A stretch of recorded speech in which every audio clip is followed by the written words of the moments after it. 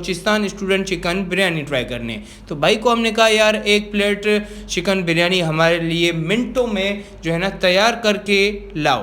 तो भाई ने जो है फटाफट हमारी प्लेट तैयार करके हमारे सामने रख दी। तो अभी हम लोग इसको टेस्ट करके देखते। तो थोड़ी सी मैंने चिकन तोड़ी और एक बाइट बनाया, और जैसे ही भाई पहला बाइट लिया ना, ये बिरयानी तो मुझे कुछ ज़्यादा जो है ना नेक्स्ट लेवल तो नहीं लगी, लेकिन जो है ये बिरयानी मुझे एवरेज लगी। तो उसके बाद जो है मैंने अपने फ्रेंड को भी ये टेस्ट करवाई, उसको भी ये अच्छी लगी। फिर जो है हम लोग अपने घर की तरफ रवाना हो जाते हैं। तो बस आज के व्लॉग में यही सब कुछ था। तो मिलते हैं आप लोग से हम लोग नेक्स्ट व्लॉग में, तब तक के लिए अल्लाह हाफिज़।